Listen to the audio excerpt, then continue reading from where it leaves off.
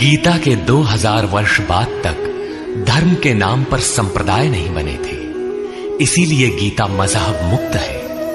उस समय विश्व मनीषा में एक ही शास्त्र गूंज रहा था, उपनिषद सार गीता, मोक्ष और समृद्धि का स्रोत गीता।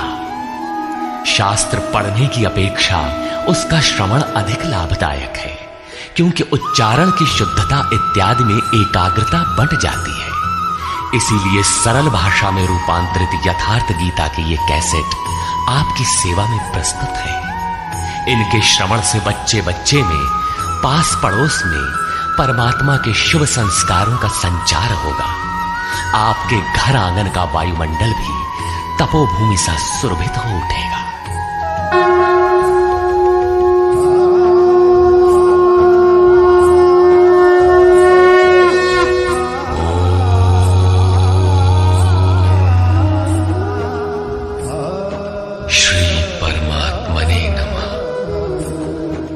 यथार्थ गीता श्रीमद् भगवत गीता अथाष्टमो अध्याय।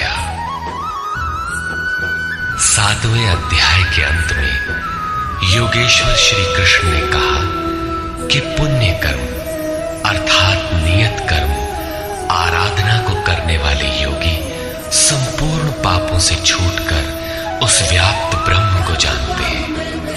अर्थात कर्म कोई ऐसी वस्तु है जो व्याप्त ब्रह्म की जानकारी दिलाता है। उस कर्म को करने वाले व्याप्त ब्रह्म को, संपूर्ण कर्म को, संपूर्ण अध्यात्म को, संपूर्ण अधिदैव, अधिभूत और अधियज्ञ सहित मुझको जानते हैं। अतः कर्म कोई ऐसी वस्तु है जो इन सब से परिचित कराती है। वे अंतकाल में भी मुझको ही जानते हैं। उनकी जानकारी कभी विस्मृत नहीं होती। इस पर अर्जुन ने इस अध्याय के प्रारंभ में ही उन्हीं शब्दों को दोहराते हुए प्रश्न रखा। अर्जुन उवाच।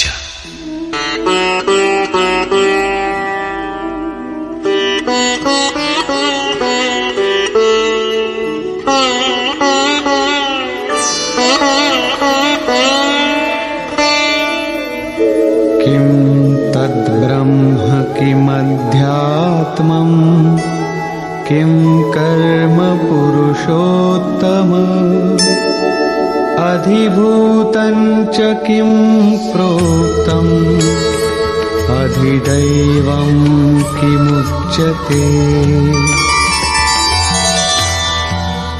हे पुरुषोत्तम, वो ब्रह्म क्या है, अध्यात्म क्या है, कर्म क्या है, अधिभूत तथा अधिदैव किसे कहा जाता है? अधियज्ञः कथं कोत्र देहेऽस्मिन् मधुसूदन प्रयाणकाले च कथं ज्ञेयोऽसि नियतात्मभिः।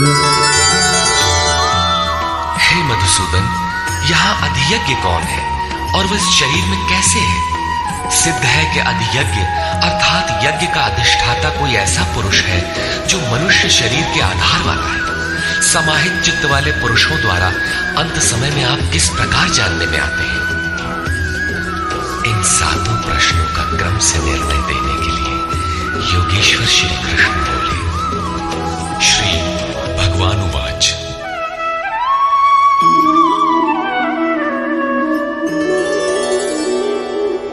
अक्षरं ब्रह्म परमं स्वभावोऽध्यात्ममुच्यते भूतभावोद्भवकरो विसर्गः कर्म संज्ञितः।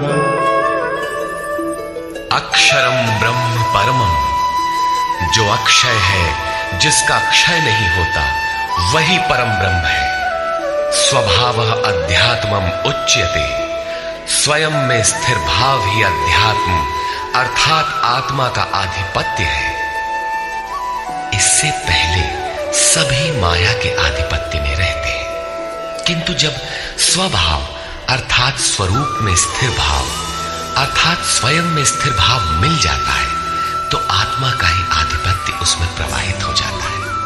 यही अध्यात्म है, अध्यात्म की पराकाष्ठा है। भूत भावोद्भव करा, भूतों के वे भाव जो कुछ न कुछ उद्भव करते हैं, अर्थात प्राणियों के वे संकल्प जो भले अथवा बुरे संस्कारों की संरचना करते हैं, उनका विसर्ग अर्थात विसर्जन, उनका मिट जाना ही कर्म की पराकाष्ठा है। यही संपूर्ण कर्म है जिसके लिए योगेश्वर ने कहा था, वो संपूर्ण कर्म को जानता है। वहां कर्म पूर्ण है, आगे आवश्यकता नहीं है। नियत कर्म। इस अवस्था में जबकि भूतों के विभाव जो कुछ न कुछ रचते हैं, भले अथवा बुरे संस्कार संग्रह करते हैं, बनाते हैं, वे जब सर्वथा शांत हो जाए, यही कर्म की संपूर्णता है। इसके आगे कर्म करने की आवश्यकता नहीं रह जाती। अतः कर्म कोई ऐसी वस्तु है जो भूतों के संपूर्ण संकल्पों को, जिनसे कुछ न कुछ संस्कार बनते हैं, उनका शमन कर देती है। कर्म का अर्थ है आराधना, चिंतन, जो यज्ञ में है।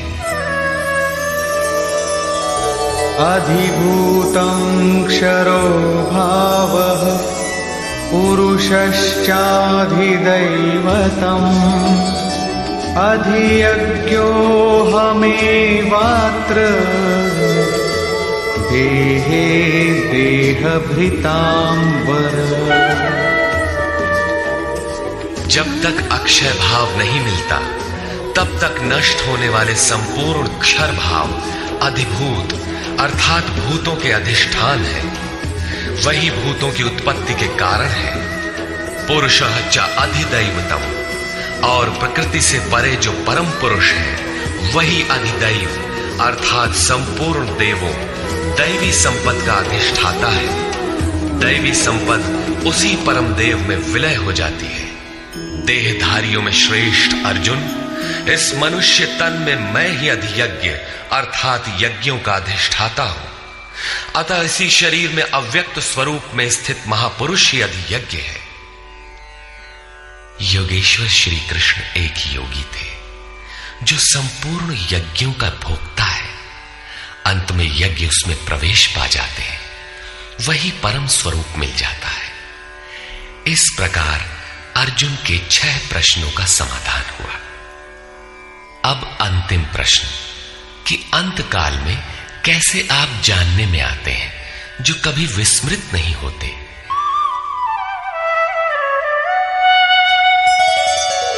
अंतकाले च मामेव स्मरन् मुक्त्वा कलेवरम् यः प्रयाति समद्भावम् याति नास्त्यत्र संशयः।